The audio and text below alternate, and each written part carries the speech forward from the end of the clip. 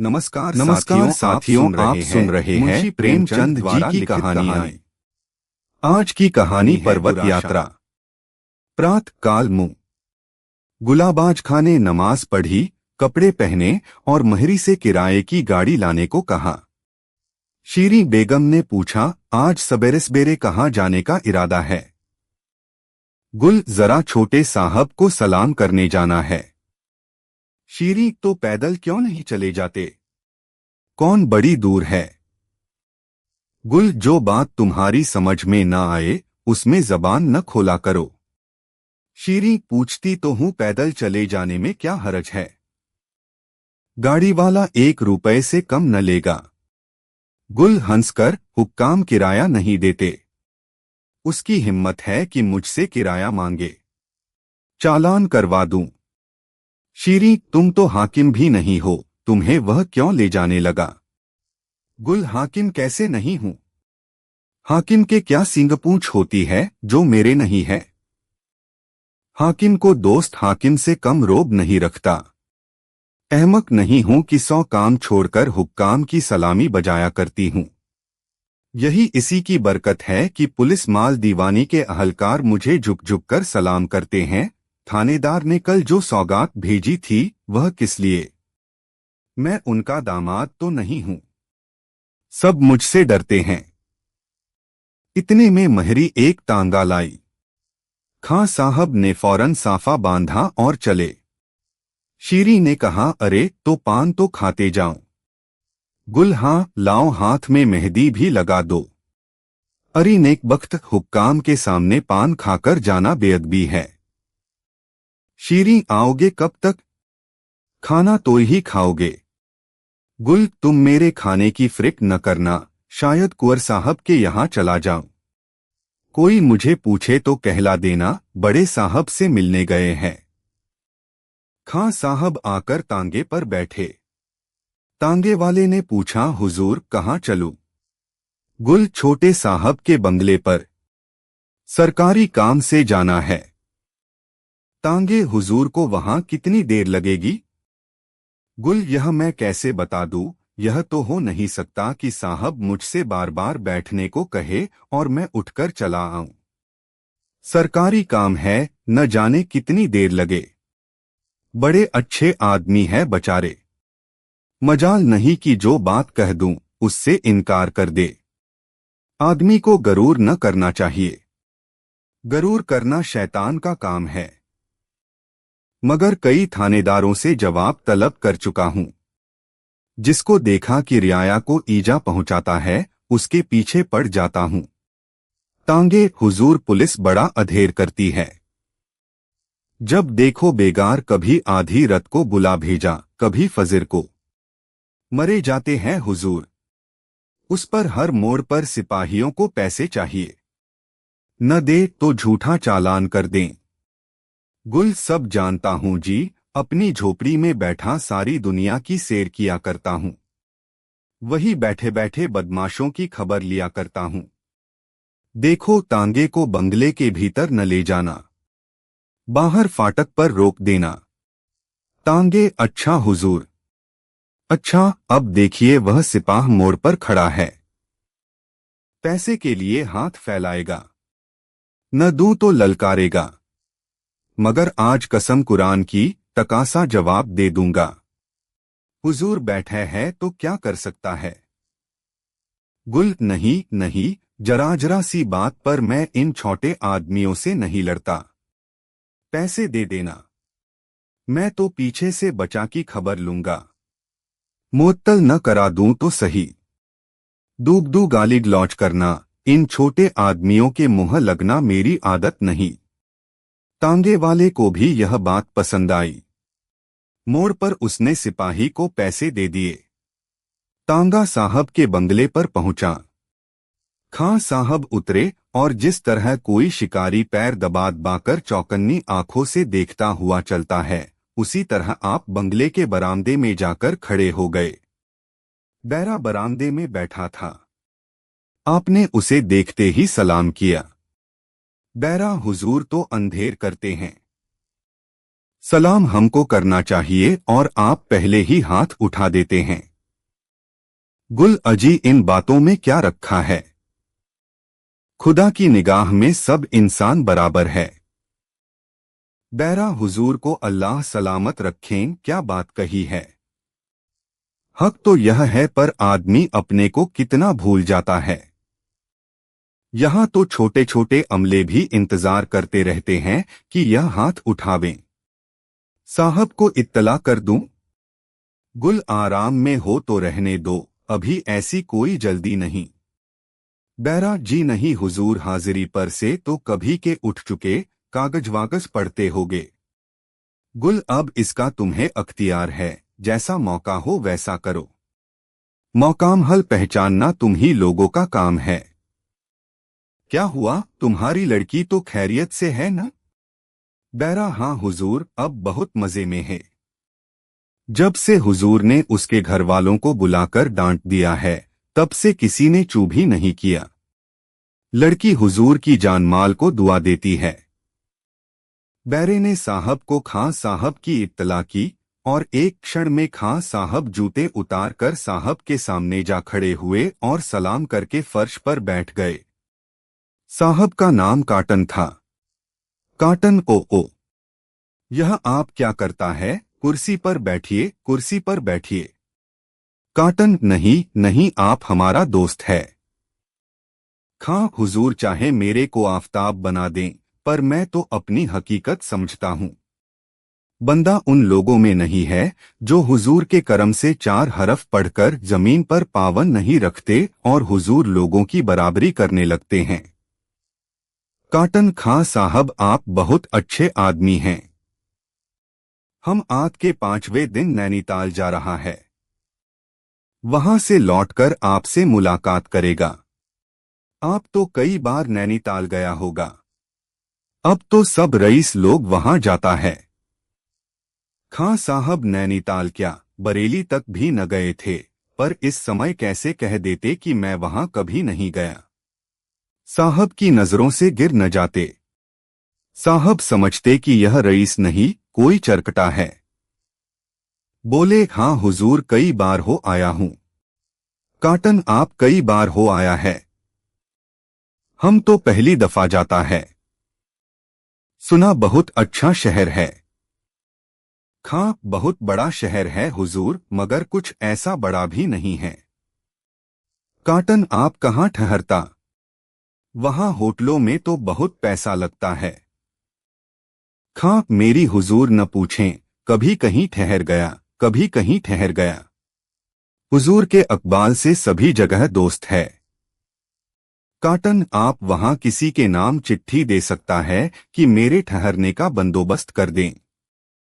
हम किफायत से काम करना चाहता है। आप तो हर साल जाता है, हमारे साथ क्यों नहीं चलता? खां साहब बड़ी मुश्किल में फंसे। अब बचाव का कोई उपाय न था। कहना पड़ा, जैसा हुजूर के साथ ही चला चलूंगा, मगर मुझे अभी जरा देर है हुजूर। काटन को कुछ परवाह नहीं, हम आपके लिए 1 हफ्ता ठहर सकता है। अच्छा सलाम। आज ही आप अपने दोस्त को जगह का इंतजाम करने को लिख दें। आज के 7वें दिन हम और आप साथ चलेगा। हम आपको रेलवे स्टेशन पर मिलेगा। खां साहब ने सलाम किया और बाहर निकले। तांगे वाले से कहा, कुंवर शमशेर सिंह की कोठी पर चलो। कुंवर शमशेर सिंह खानदानी रईस थे। उन्हें अभी तक अंग्रेजी रहन-सहन की कवा न लगी थी।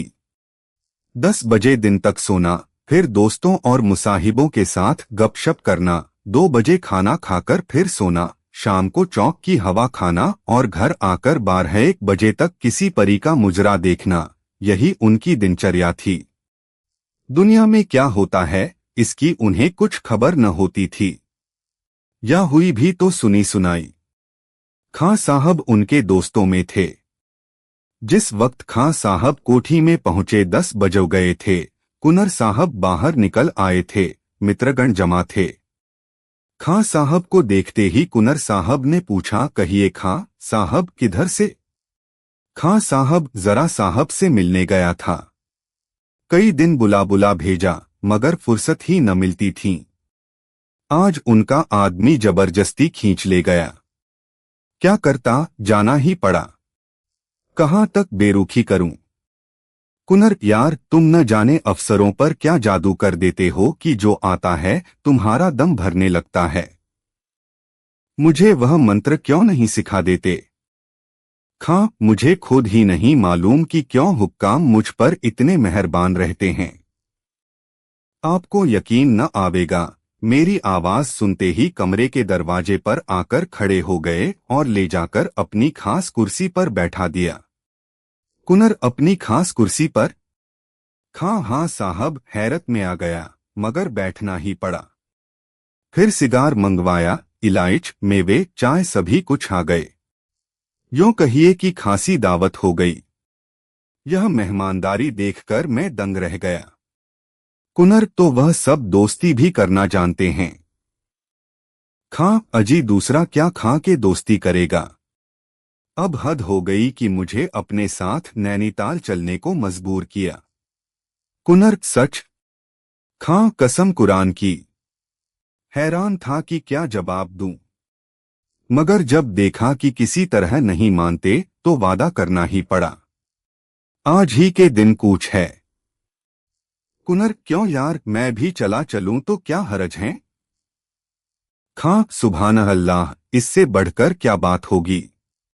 कुनर भाई, लोग तरह तरह की बातें करते हैं, इससे जाते डर लगता है। आप तो हो आए होंगे। खां, कई बार हो आया हूं।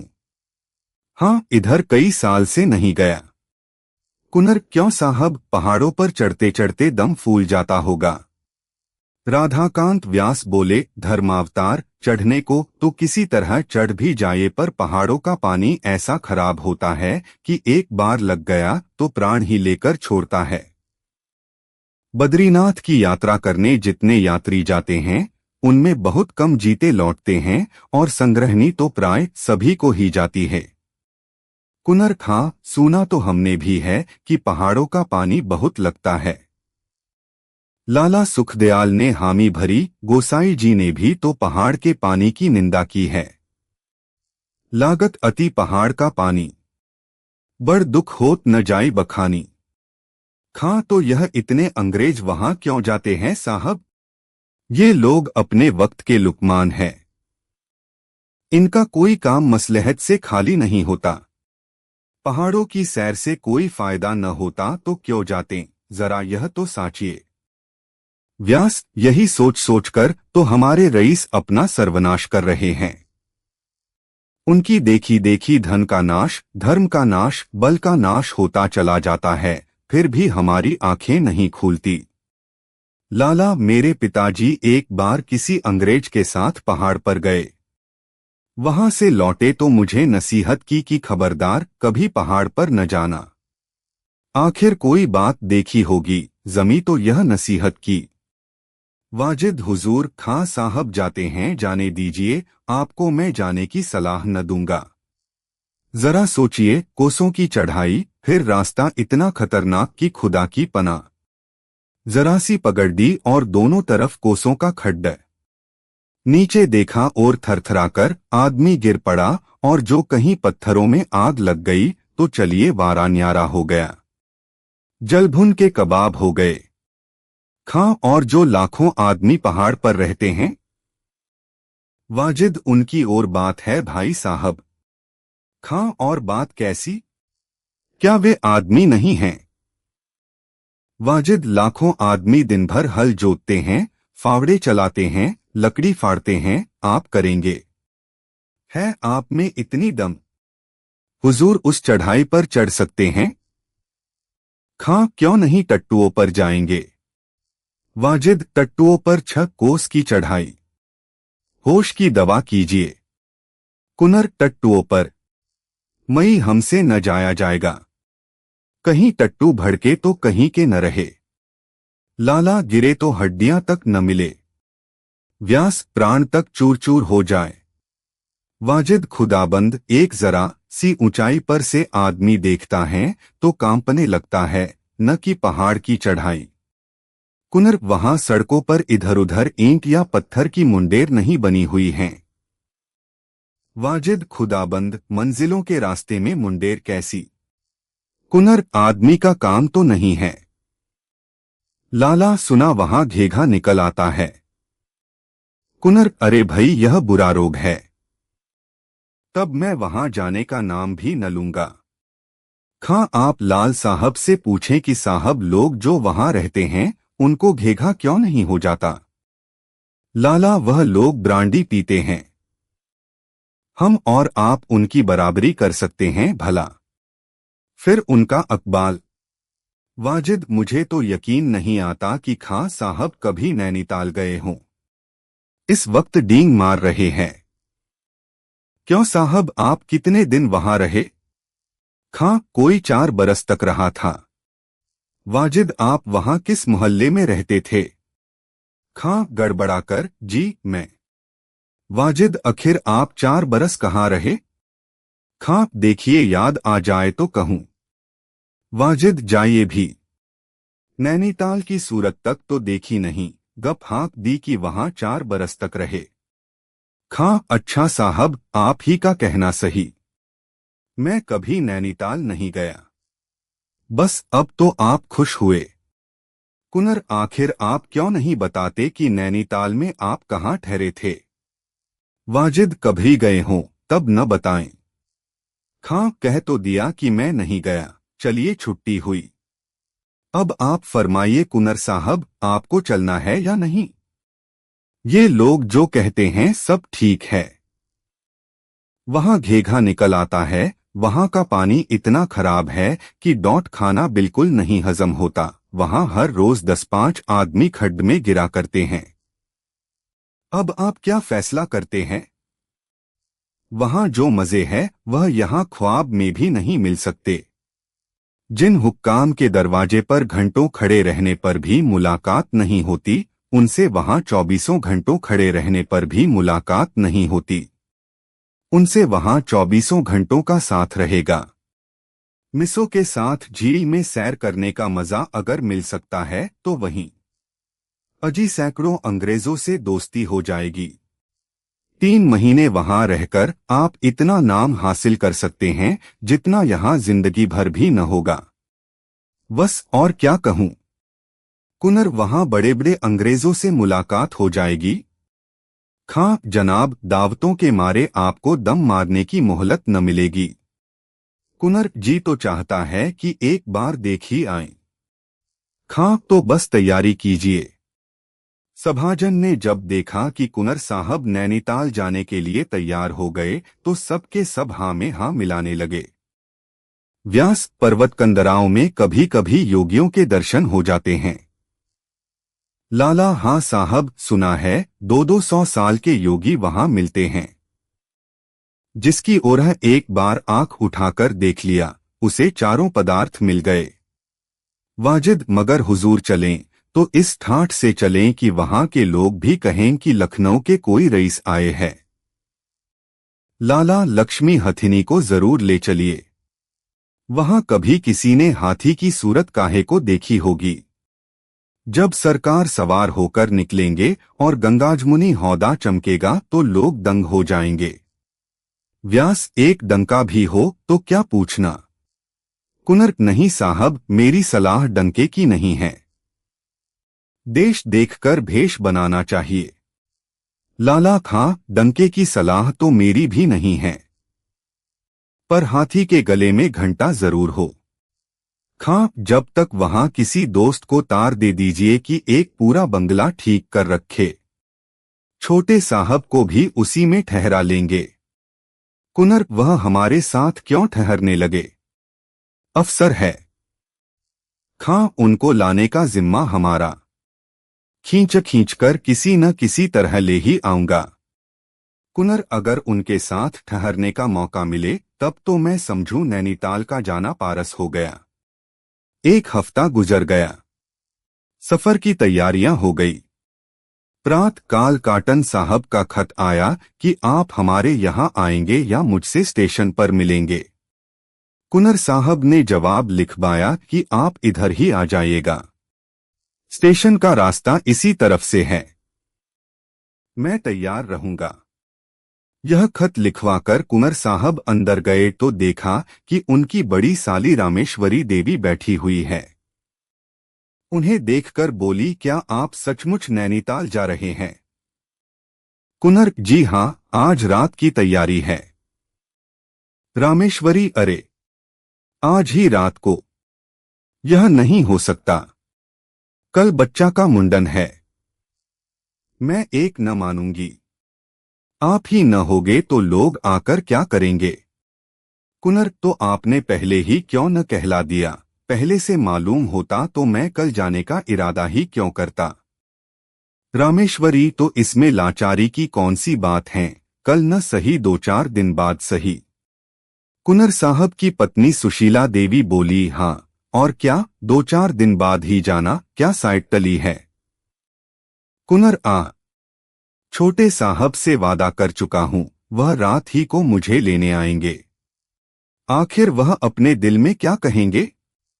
रामेश्वरी, ऐसे ऐसे वादे हुआ ही करते हैं। छोटे साहब के हाथ कुछ बिक तो गए नहीं हो।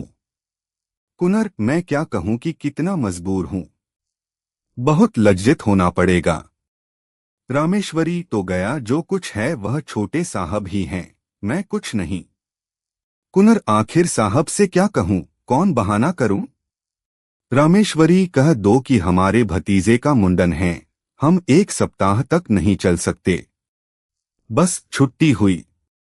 कुंवर हंसकर, कितना आसान कर दिया है आपने इस समस्या को, ऐसा हो सकता है कहीं कहीं मुंह दिखाने लायक न रहूंगा। सुशीला, क्यों हो सकने को क्या हुआ?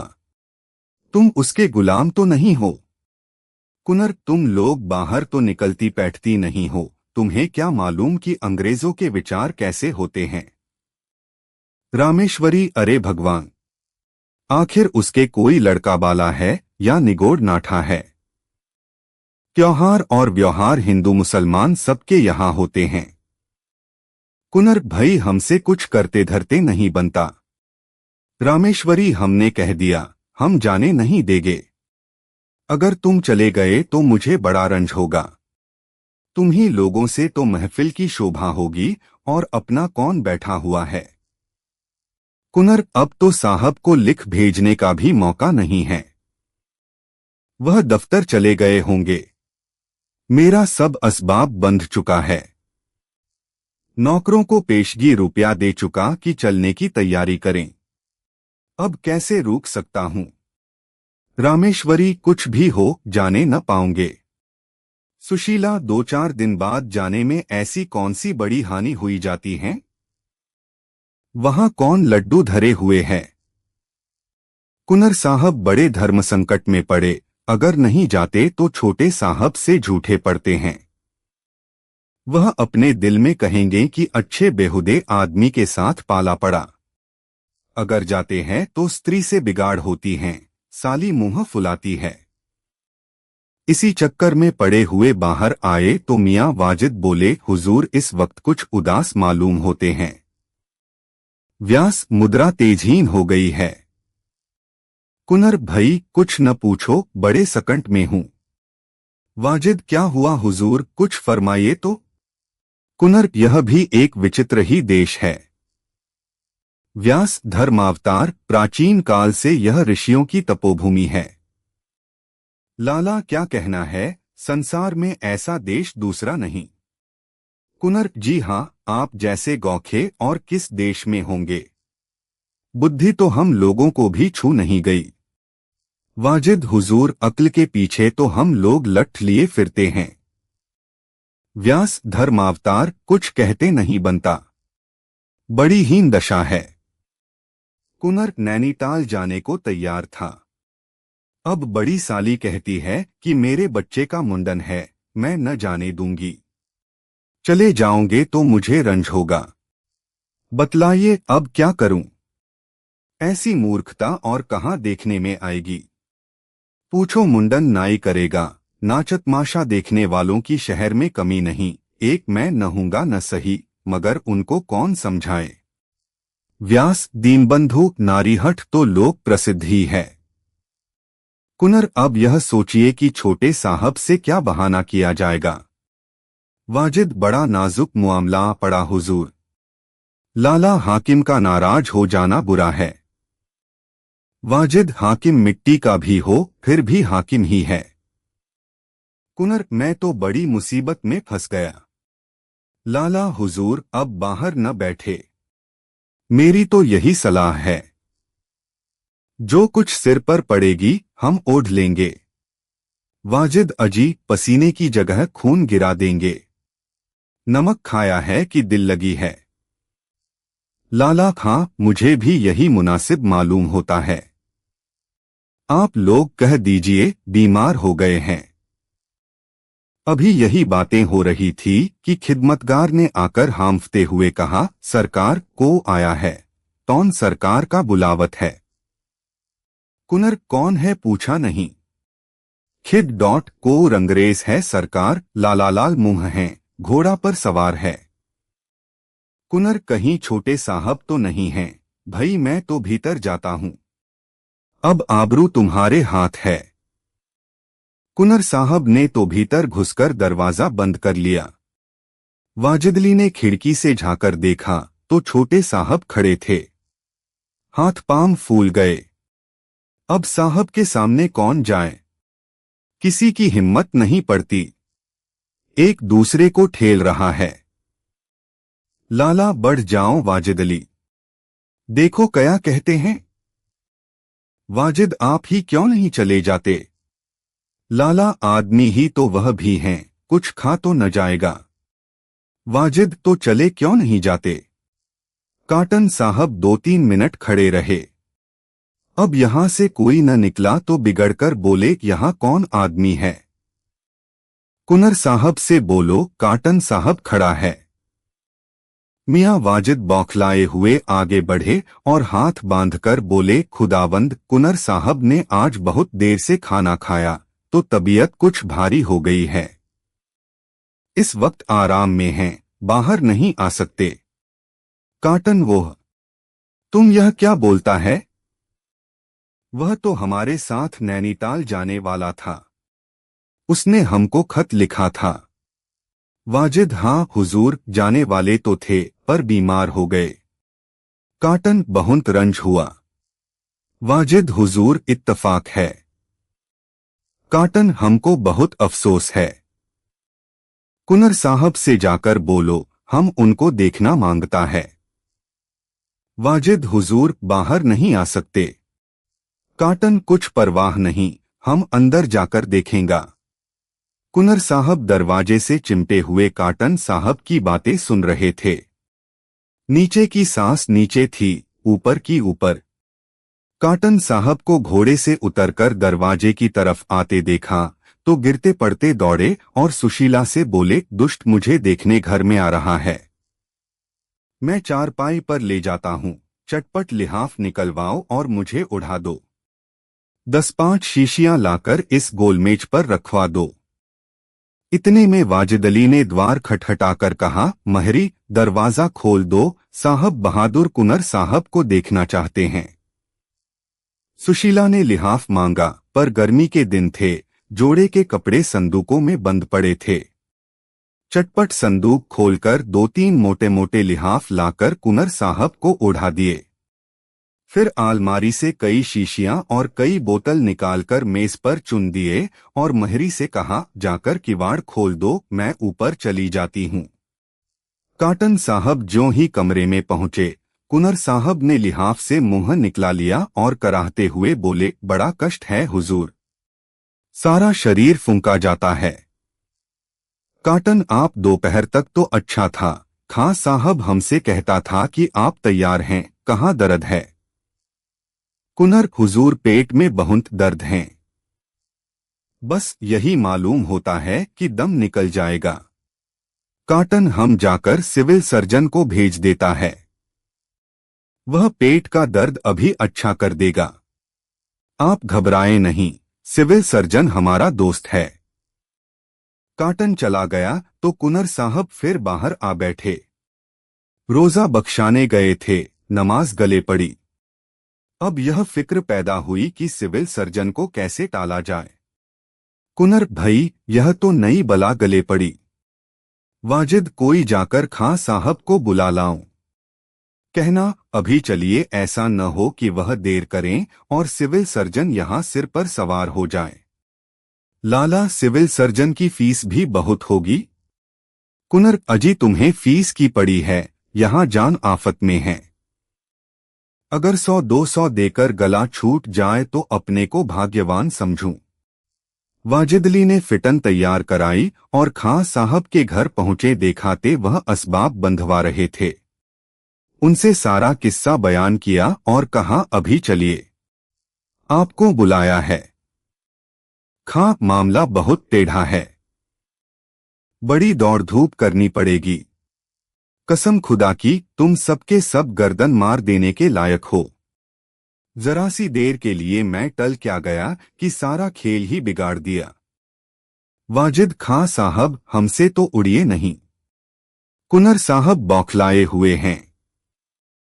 200-400 का वारा न्यारा है। चलकर सिविल सर्जन को मना कर दीजिए। खां, चलो, शायद कोई तरकीब सूझ जाए।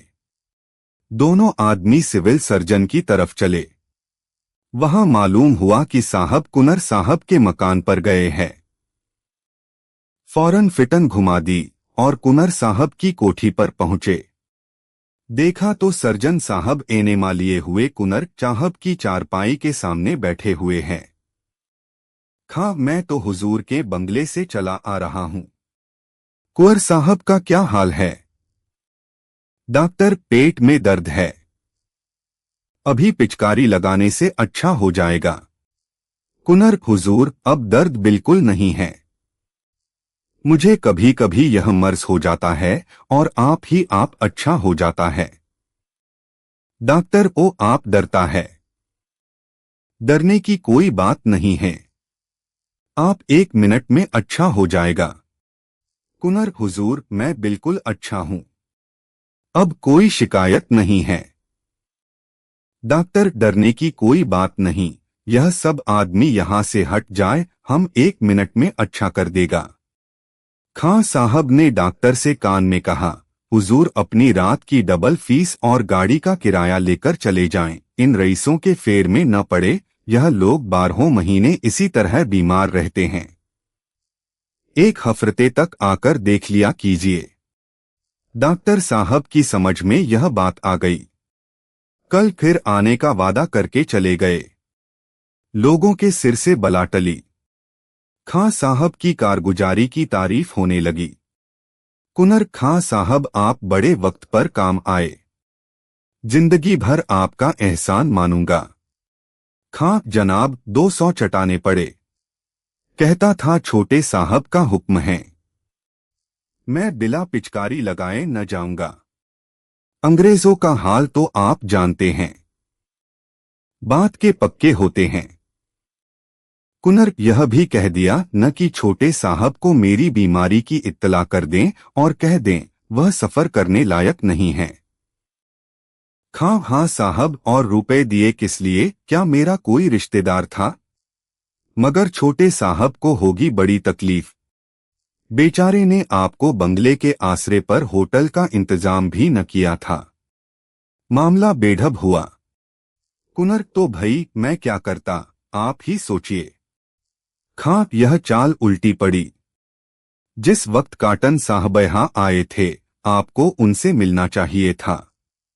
साफ कह देते, आज एक सख्त जरूरत से रुकना पड़ा। लेकिन खैर, मैं साहब के साथ रहूंगा, कोई न कोई इंतजाम हो ही जाएगा। कुनर, क्या अभी आप जाने का इरादा कर ही रहे हैं? हलफ से कहता हूं, मैं आपको न जाने दूंगा, यहां न जाने कैसी पड़े। मियां वाजिद, देखो आपको घर कहला दो, 12 न जाएंगे। खां, आप अपने साथ मुझे भी डुबाना चाहते हैं। छोटे साहब आपसे नाराज भी हो जाएं तो क्या कर लेंगे, लेकिन मुझसे नाराज हो गए तो खराब ही कर डालेंगे। कुनर, जब तक हम जिंदा है भाई साहब, आपको कोई तिरछी नजर से नहीं देख सकता। जाकर छोटे साहब से कहिए, कुनर साहब की हालत अचदी नहीं, मैं अब नहीं जा सकता। इसमें मेरी तरफ से भी उनका दिल साफ हो जाएगा और आपकी दोस्ती देखकर आपकी और इज्जत करने लगेगा। खां अब वह इज्जत करें या न करें, जब आप इतना इसरार कर रहे हैं तो मैं भी इतना बेमुरौवत नहीं हूं कि आपको छोड़कर चला जाऊं। यह तो हो ही नहीं सकता।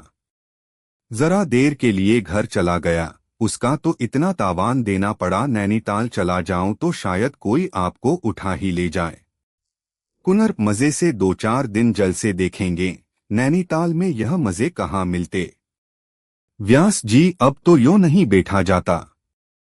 देखिए आपके भंडार में कुछ हैं, 2-4 बोतलें निकालिए, कुछ रंग जमे। आपने कहानी सुनी इसके लिए आपका बहुत बहुत धन्यवाद और आपने सब्सक्राइब किया इसके लिए मैं हृदय से बहुत बहुत आभारी हूँ।